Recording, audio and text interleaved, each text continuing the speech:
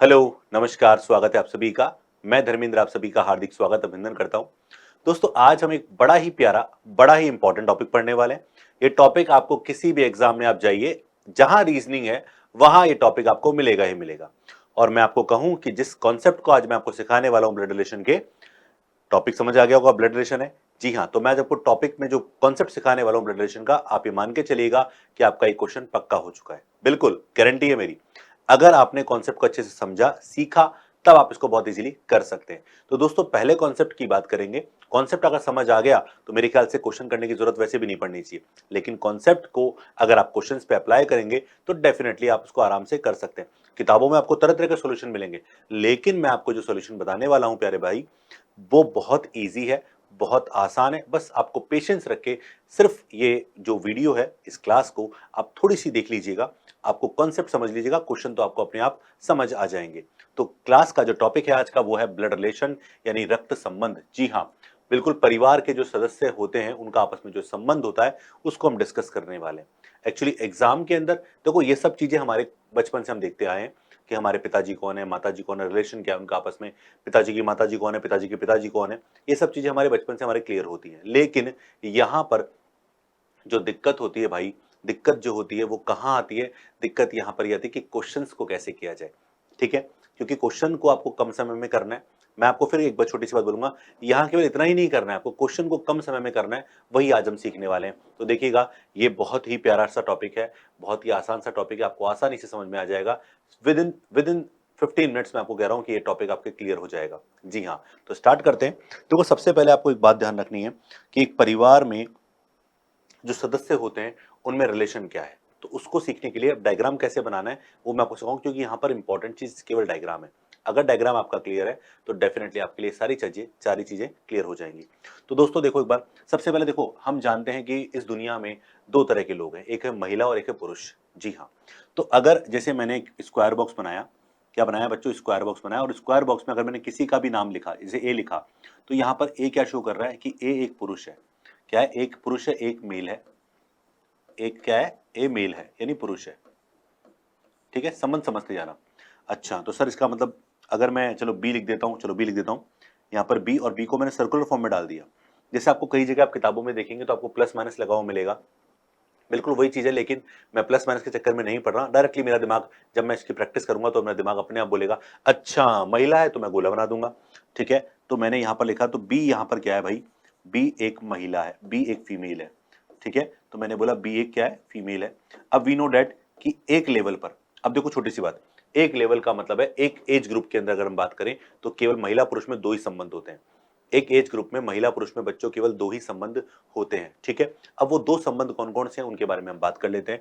यार, हम जानते हैं कि अगर ए और बी, देखो ए और बी या तो पति पत्नी हो सकते हैं। भाई अगर मैंने बोला महिला पुरुष की बात करें, एक महिला एक पुरुष है, तो अगर ये दोनों, अगर महिला पुरुष की अगर हम बात करें, इनके में केवल दो संबंध हो सकते हैं। पहला, या तो पति पत्नी होंगे या फिर भाई बहन, इसके अलावा कोई संबंध नहीं हो सकता। ये मेरा चैलेंज है। एक महिला पुरुष में डायरेक्टली दो संबंध होते हैं, एक होता है पति पत्नी और एक होता है भाई बहन। जी हाँ, तो देखो मैंने यहाँ पर ए को पुरुष बनाया मान लो, और मैंने बी को यहाँ महिला बनाया, और मैंने कहा इनकी शादी हो गई। तो शादी में हमारे यहाँ गठबंधन करते हैं ना, तो ऐसे क्रॉस बना दो। इस क्रॉस का मतलब क्या है कि ये हस्बैंड वाइफ है। हस्बैंड कौन है यहाँ पर? हस्बैंड ए है, बी कौन है? उसकी वाइफ है। तो यहाँ पर आप देख सकते हैं कि ए जो है पति है किसका? बी का, और बी जो है वो पत्नी है किसकी? ए की। यहाँ पर तो आप इसको देखिए, तो देखो यहाँ पर क्या बोला? ए, यहाँ पर ए, यहाँ पर क्या बोल सकते हैं हम लोग? ए बी और बी पति पत्नी है। तो आप इसको बहुत आसानी से समझ सकते हैं। क्या समझोगे आप? बेटा ए पति है, बी क्या है? उसकी पत्नी है। तो ए बी हस्बैंड वाइफ है, पति पत्नी, जहां पर ए क्या है? पति, और बी क्या है? पत्नी है। मैंने आपसे कहा कि एक ही लेवल पर महिला पुरुष में केवल दो संबंध होते हैं। पहला संबंध हमारा ये हुआ। दूसरा संबंध हमारा बच्चों ये होगा कि अगर मान लो ए हमारे पास महिला है, यहाँ पर सर्कुलर फॉर्म में लिखा एक हो तो इसका मतलब महिला है, और बी बालको यहाँ पर क्या है? बी यहाँ पर पुरुष है। तो मान लेते हैं कि ये दोनों क्या है? बहन भाई हैं। क्या है? बहन भाई हैं। अब बहन भाई है तो मैंने राखी बना दी, तो ये लो मैंने राखी बना दी। तो यहाँ पर ए और बी क्या है बेटा? बहन भाई हैं। क्या है? राखी बनते ही, मतलब ये संबंध अपने आप, जब आप क्वेश्चन करेंगे तो आपके दिमाग में पहले से प्रैक्टिस में रहेगा। अच्छा, क्रॉस लगाया, इसका मतलब पति पत्नी बोल रहे हैं। कई जगह किताबों में लिखा होता है पति पत्नी एरो बना के लिखा था। टाइम खराब चीजें हैं भाई, टाइम खराब चीजें। आप केवल अपनी मेथोडोलॉजी को यूज करो ना, बहुत आसानी से करो इस चीज को। और रीजनिंग तो सब्जेक्ट ही ऐसा है कि आप अगर आप कोशिश करेंगे, अगर आप कोशिश करेंगे, ये वैसे भाई बहन बोल रहा हूं पर ये बहन भाई है क्योंकि यहां पर पहले बहन है, ठीक है, ब्रदर सिस्टर।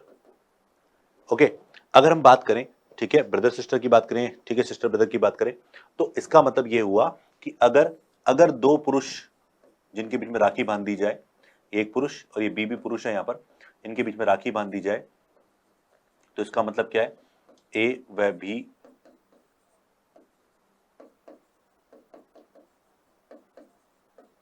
भाई भाई, और मैं बोलूं ए और बी बहन बहन।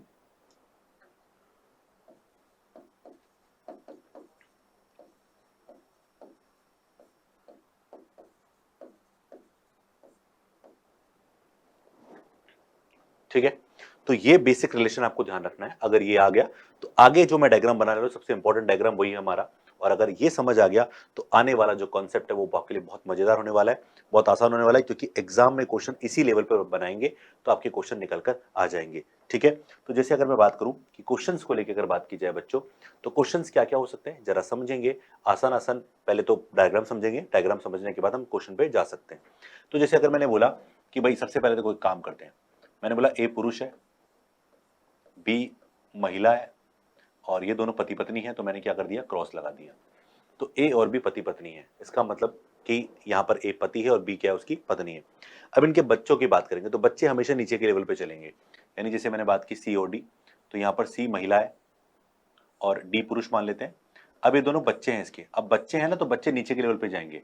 अब ये बच्चा जब ये जो ए है, जो ए है वो पिता है डी का, तो डेफिनेटली बी क्या होगी, इसकी माता जी होगी। तो आप डायरेक्ट रिलेशन बनाइए इस तरह से, मैंने डायरेक्ट बनाया। इसका मतलब ये है कि अगर ये नीचे के लेवल पे हैं तो इनके बच्चे हैं ये। तो यहाँ पर सी क्या है, बेटी है, डी क्या है, उनका बेटा है। यहाँ पर क्लियर है। तो अगर मैं बोलूं कि भैया डी कौन है, तो डी ए का पुत्र है, डी बी का भी पुत्र है। ठीक है, डायरेक्ट रिलेशन की। अब हम डायरेक्ट रिलेशन, ये तो क्लियर है, बहुत ज्यादा टिपिकल नहीं है। अब आपको क्या करना है, अब जैसे मान लीजिए आपने इनके बच्चों की बात की, बच्चों की पति पत्नी की बात की, तो डी की शादी कराई मैंने ई से, और ई क्या है, उसकी पत्नी है। ई क्या है, उसकी पत्नी है, मैंने क्रॉस लगा दिया। और ये भाई बहन थे तो इसको डॉट को रहने देना आप यहाँ पर। अब जरा देखो, मैंने ई को डायरेक्टली बी से रिलेट नहीं किया है, तो मैं अगर पूछूं बताओ कि ई का बी से क्या रिलेशन है, मैंने पूछा ई का बी से क्या रिलेशन है, तो आप बोलोगे सर ई से पहले बी पर जाना है, तो पहले ई का डायरेक्ट रास्ता कहां जा रहा है, डी पर। तो ई का पति कौन है, ई का पति डी है, और डी की माताजी कौन है, बी है। तो इसका मतलब ई जो है बी के लिए बहू कहलाएगी। क्या कहलाएगी, बहू, यानी डॉटर इन लॉ कहलाएगी। तो यहां पर आप देखिए कितना आसान हो गया। अगर मुझे ई से ए पर जाना है, बताओ ई का ए से क्या संबंध है, तो आप बोलोगे सर पहले ई से हमको ए पर जाना, तो पहले ई से हम डी पर जाएंगे। तो इसका पति कौन हुआ, डी, और पति के पिताजी कौन हुए, ससुर साहब हुए, तो ये बहू होगी। अगर पूछे ए का ई से क्या रिलेशन, तो आप बोलेंगे ससुर है। तो रिलेशन क्या इनके बीच में, ससुर और बहू के बीच का संबंध इनका हो चुका है। अच्छा, ऐसी अगर मैं सी की शादी किससे करा रहा हूं, एफ से करा देता हूं, और यहाँ पर एफ क्या होगा, मेल होगा, बिल्कुल डेफिनेटली मेल होगा। ठीक है, अब देखो यहां पर मैं डायरेक्ट रिलेशन की बात करूं तो मैंने एफ का डायरेक्ट रिलेशन बी से क्रिएट नहीं किया है, क्योंकि एफ का डायरेक्ट रिलेशन बी से है ही नहीं। जो डायरेक्ट कनेक्टेड है वो यहां पर, या तो देखो जो डायरेक्ट कनेक्टेड है वो तो या तो हस्बैंड वाइफ की फॉर्म में होंगे, या बहन भाई की फॉर्म में होंगे, या माता पिता के मैंने पुत्र की फॉर्म में होंगे। तो मैंने अब देखो डायरेक्ट किया ही नहीं इसके अंदर, मैंने यहां से यहां गया, तो एफ का मुझे बी से रिलेशन निकालना है। तो एफ से पहले गया मैं सी के पास, तो एफ की पत्नी कौन है, सी, पत्नी की माता जी कौन है, सास होती है। ठीक है, मदर इन लॉ होती है। तो यहाँ पर क्या हुई, यहाँ पर बी जो है वो सास है एफ की, और एफ क्या है, एफ यहाँ पर उसका क्या है, जवाई है, दामाद है। ओके, अब देखो यहां पर रिलेशन अगर आपको क्लियर हो गया तो इससे आप कई सारी चीजें क्लियर कर सकते हैं। आपको देखो मेरे से पूछा था कि एफ का डी से क्या रिलेशन है, एफ का डी से क्या रिलेशन है, तो एफ से पहले हम डी पर चलेंगे, तो पहले एफ से डी पर जाओ। तो एफ की पत्नी कौन है, एफ की पत्नी सी है, पत्नी के भाई कौन होते हैं, बिल्कुल साले साहब होते हैं। तो यहाँ पर एफ का साला कौन है, डी है, लेकिन पूछा है कि एफ का डी से क्या संबंध है, तो भैया अगर डी साला है तो एफ क्या होंगे, यहाँ पर एफ यहाँ पर ससुर साहब होंगे।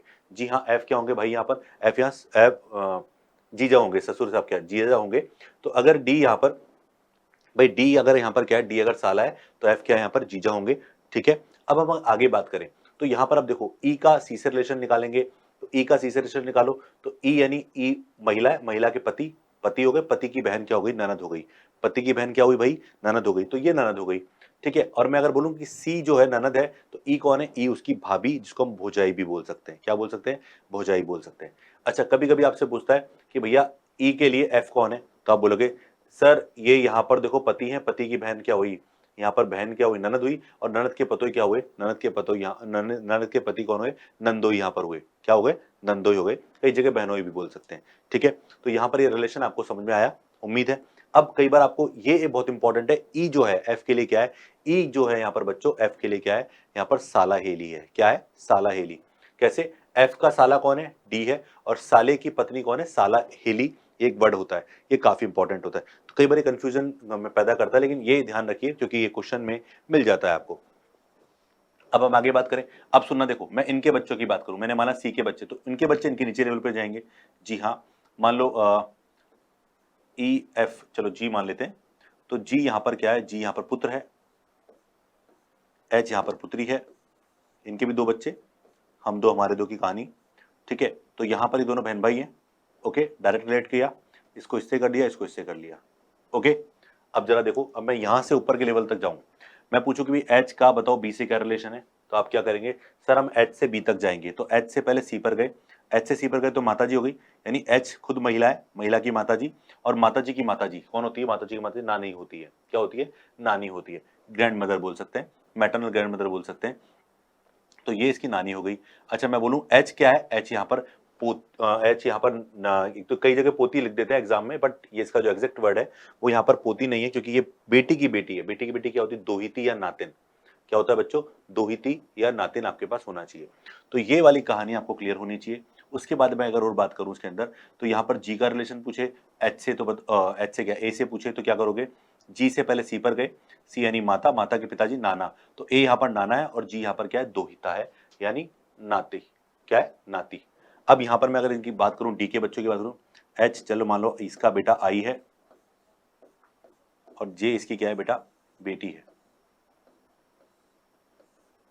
ये हमने बनाया, डायरेक्ट रिलेशन किया, ये बच्चे दोनों, ये लो बहन भाई हो गए। अब इसके बच्चे, इनके बच्चे और आगे तो नीचे लेवल पे चले जाएंगे, वो क्या हो जाएंगे?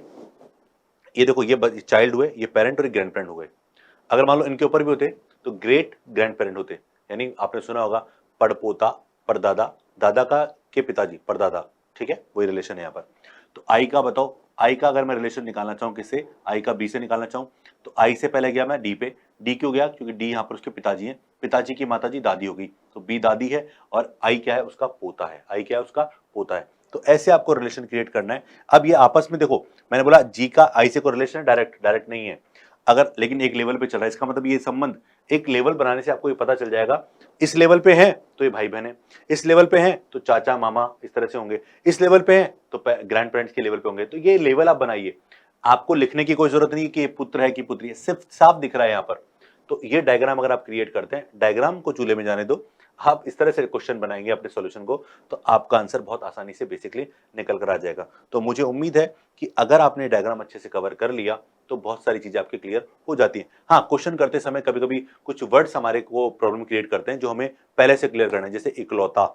क्या वर्ड होता है? इकलौता। इकलौता का मतलब सिर्फ एक।